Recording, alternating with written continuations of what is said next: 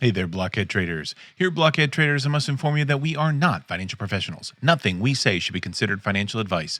We offer our own thoughts and opinions to you, the viewer. We expect you to take these opinions from your own financial conclusions and make your own financial decisions. This is Blockhead Traders for the week of November 2nd, 2026. And in this week's episode, it's just myself, Sprocket888, and it's going to be a quick episode today, but I just want to touch on a recent trade that I've kind of had open that just shows how quickly things can turn south.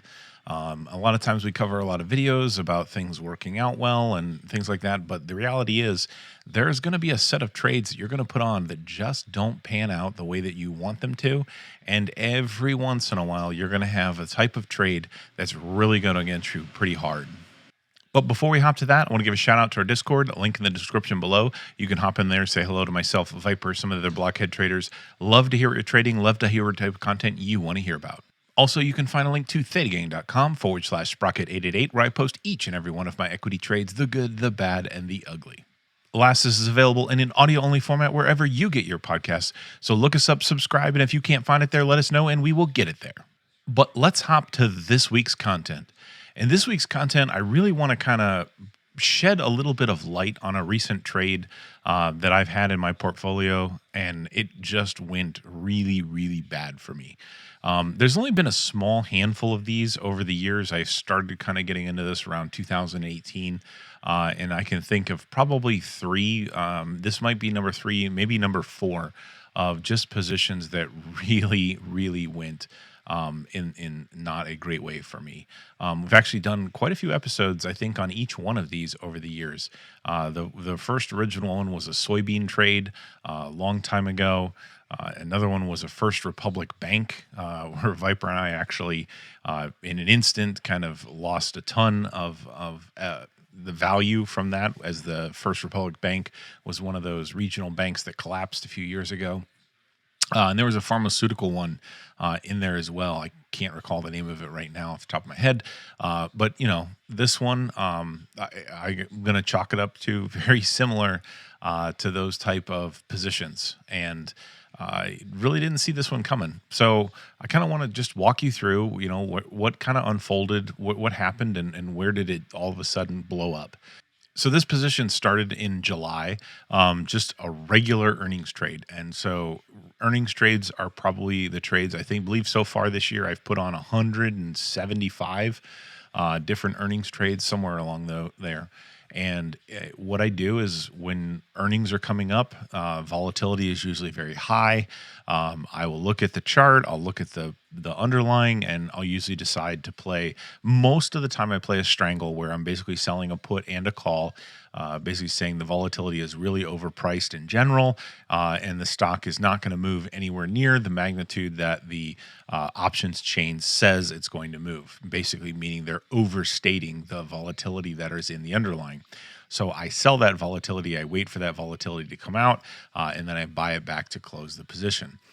In this one, in FI, which is Fiserv, was one of those underlyings that just hit the earnings screener, looked at the chart, said, yeah, it's definitely kind of in a little bit of a pullback mood, but it kind of rallied up a little bit, or kind of showed some sign of life. And so it really was a lot of volatility.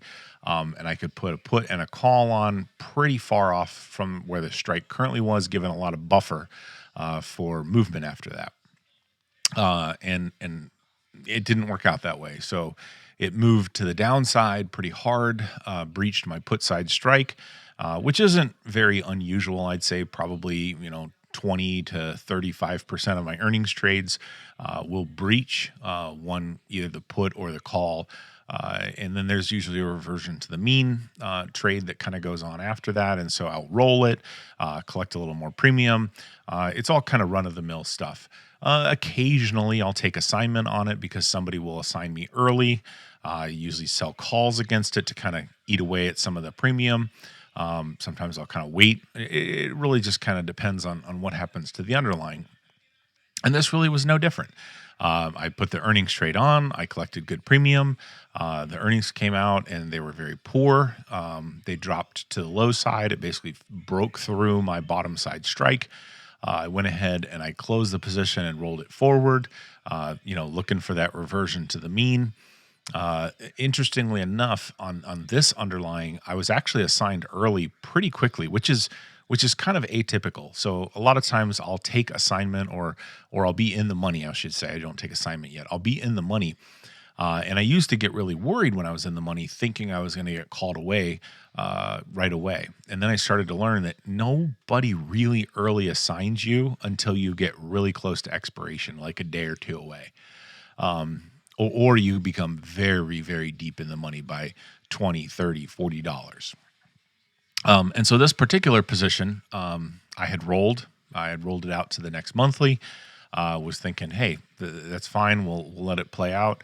But I was actually early assigned just a few days later, which was a little bit unusual. But I didn't really think much of it because part of the whole position when I entered it was, you know what, I'll go ahead and go long or basically hold it while I wait for price appreciation to come back from reversion to the mean. And while I'm hanging out there, I'll go ahead and sell calls. Well, that kind of went on for a few months of basically no movement whatsoever. And then I woke up one day and the company actually released their next round of earnings. So, one earnings season later, and they were absolutely abysmal. Like, I mean, just there wasn't a shred of good news in them, and the stock just got absolutely thwacked. Now, I didn't sell anything going into earnings because it didn't really hit my earnings screener. I was really kind of waiting for a little bit of movement, so I knew earnings were coming up, but I didn't really think that, hey, you know what, this stock might lose about 50% of its value overnight. It just wasn't something that crossed my radar. So this, I'm going to kind of take you through and show you some charts and just kind of show you what happened. All right, so before we hop to the chart, I want to go ahead and start with this table. This is my profit and loss table before we get to the Flappy Bird chart. So this was back in July. So July 22nd, I went ahead and opened up a expiration for that Friday's week's expiration. I did a short strangle. The underlying was trading pretty much in the middle there. I think it was trading for about 165. I went ahead and I sold a 155 put and a 180 call, and I thought that was beautiful as far as right in the middle, good range protection. What ended up happening is they reported earnings and it broke through that 155 put quite substantially. So the very next day, I went ahead and started to establish the roll to push it out to the next monthly expiration. That's my standard go-to thing that I do. When I pushed that out, I was able to collect some more premium on that. Now, I had to pay a good bit to close that out, at least the first one, because it was so deep in the money. The one thing to remember, when you roll an option, it doesn't really matter how deep in the money it actually is, because that depth of in the money is a complete wash. And what I mean by that is what really matters is the extrinsic value, and that in the moneyness is actually intrinsic value. And the reason that doesn't matter is, let's say you're $5 in the money. It's going to cost you $5 more to close that position, but in the exact same moment, you're opening a future position against that. And if that position, well, if you keep it the same strike, then that position will also be $5 in the money. And you'll basically get that $5 right back as soon as you open that new position. And that's why I said it's a wash. But what's different is the extrinsic value that is on top of that in the moneyness or intrinsic value. So remember, an option is based on volatility and time premium. And it is two components, intrinsic and extrinsic value.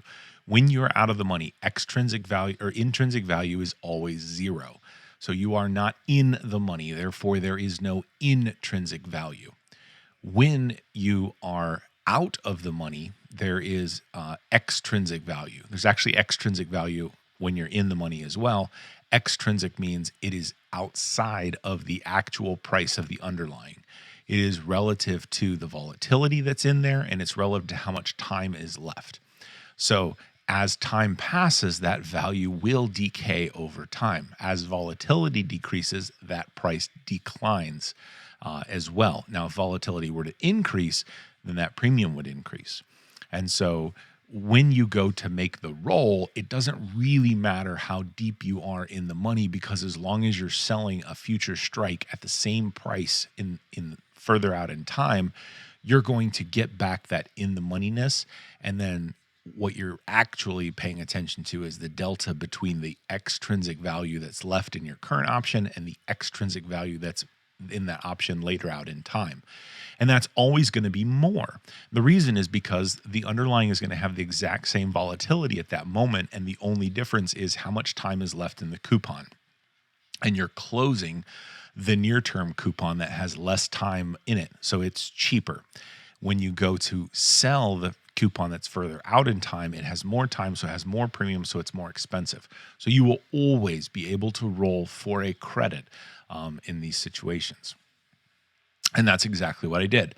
So I closed it out for, I did 3 of these at $3.66. So I collected $1,000.98. Now, in order to close it, because it was in the money, I had to pay,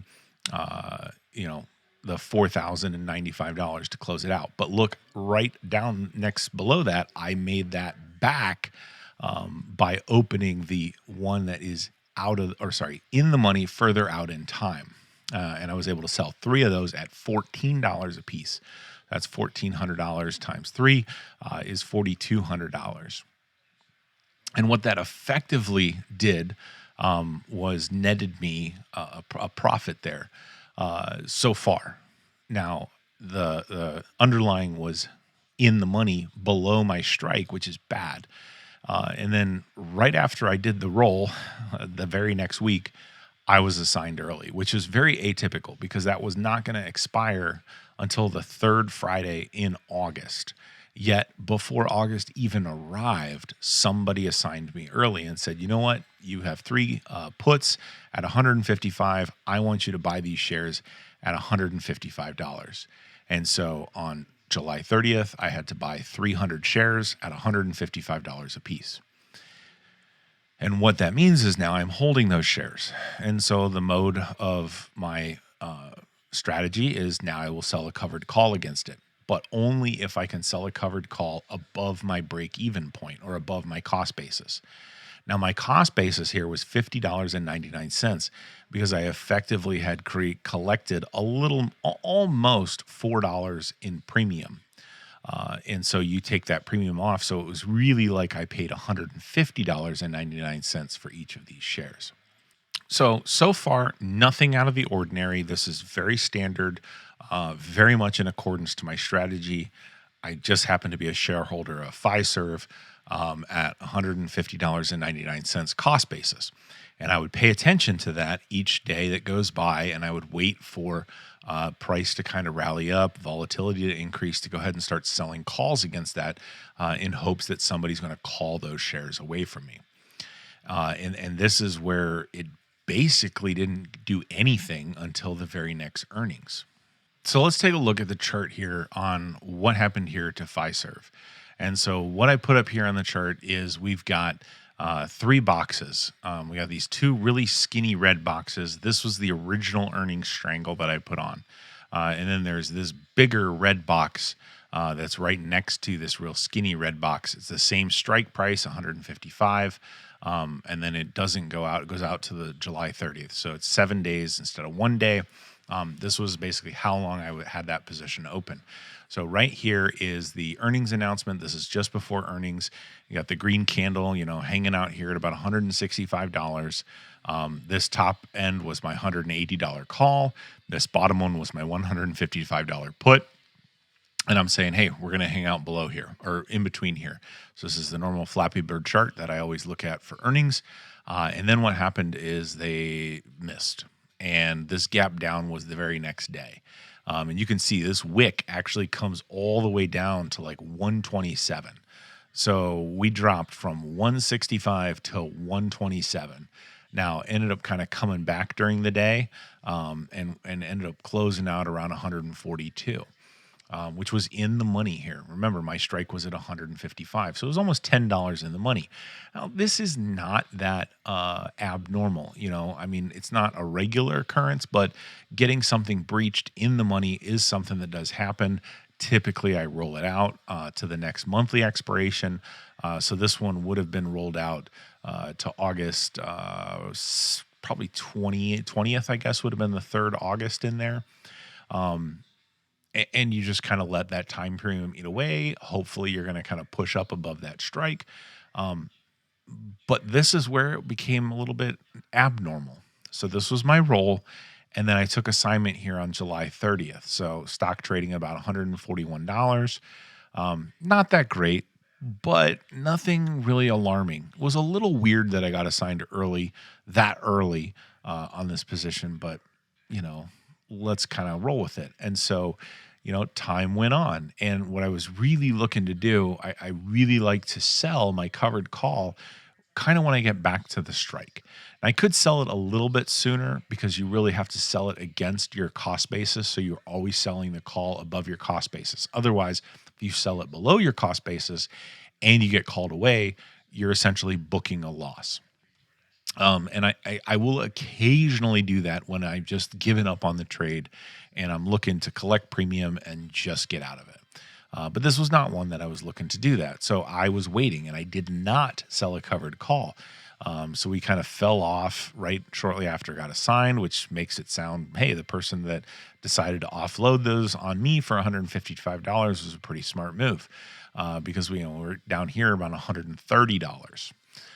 And then things started kind of turning around. We started kind of going back up, which really fits that whole reversion to the mean. And I moved on with other trades, and I set kind of an alert that says, hey, come back to this thing when it's popping up here closer to 150, 155, and we'll go sell some rounds. Well, time went on, and you can see just not a lot of stuff happened other than it continued to decline. And I just kind of let it decline. Nothing really out of the ordinary. In fact, here we got another challenge back up. It never kind of regained any of its previous highs, which is a bad sign. But it's nothing to kind of have these duds. And then came October 28th. And October 28th was the day before they reported earnings. They reported earnings on this day, the 29th, and where's the candle? This is where it got really bad. So, it had traded about 126, and there is no candle. Where did it go? Well, it is all the way down here. So that earnings came out, and this stock gapped down basically 40 to 43% gap down. And at that point, there's nothing that you're going to do. Like this was just a massive gap down. There's no really chance to react or recover from that. And so this is just where it sits today. So this is where it sits now. Just prior to this, it had a little bit of a green day, but we're talking $65 a share. So remember, the cost basis that I paid for these things was $150.99, and now it's worth $65 a share. And so that just kind of extreme move really can happen anytime, anywhere. Hindsight's always 2020. You might look up Fiserv and be like, oh, how could you not see this coming? But even if you looked at the price action, I'm going to zoom out here and just show you the bigger chart of Fiserv. And even if you start kind of going way, way back in time, you don't see anything. We have this climb up. Yes, we were on a downtrend move. We have a couple of levels here that we could have fallen to get some resistance. This 125, which is where we were, really was previous resistance, previous floor. So that was a perfectly fine level. You could say, hey, you know what? There might be another level here at 107, 105, but nothing. I mean, you got to go way, way, way back to see anything where we're trading in the 60s again, at least 65. Like you're going back before 20, even the 2020 drop still only dropped to 75. And so this just precipitous gap down is just a reminder that no matter how perfect you think things are, no matter how much you think things are going to pan out a certain way, you just don't know. And this is the type of thing that you have to be prepared to deal with, which is where position sizing comes into play. And if I had had my whole portfolio in this one name or one trade, this would have been absolutely devastating. But it's this type of thing where that position sizing will help isolate you and not take you out of the game. Now, does it feel good? Absolutely not. Is it a big dent in things? Yeah, it absolutely is. But it's something that can be overcome. And that position sizing, well, it really insulates you from massive damage from these unexpected, 40, 50% drop off in price. It also doesn't feel that great on the upside because, you might have put on this wonderful trade, your 5x your initial investment, it's feeling great, but your overall portfolio, like, dang, why didn't that hit my portfolio so much harder? I wanted so much more gain. So it really kind of dims a lot of both of that, kind of mutes a lot of those effects, which is good, right? Because you don't know when you're going to hit that 50% loss.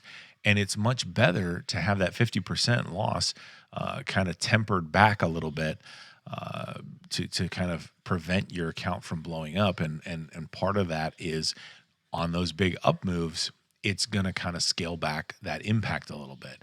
And so when you get a 50% return, 60% return, it's going to be 50, 60% on that sliver of your overall portfolio, which is not going to increase the overall portfolio as much. But because you're not going to know when you're going to get that 50% drop, keeping that position size smaller allows you to kind of compartmentalize that and reduce the overall blast radius to the rest of your portfolio. So that brings me to the end of this week's episode. Just a really quick episode. And I put this out here just for you to realize that this type of thing happens. It happens not with great frequency on a robust strategy, but it does happen. And your strategy has to account for this type of thing. And in my strategy, that's where the position sizing really comes into play, and that high probability really comes into play. Because probabilistically, yeah, you're going to get a couple of these trades that are going to be down 50, 60, 70%. And it's going to sting real bad on that overall portfolio impact. But keeping that position size compartmentalized to a blast radius that keeps that down.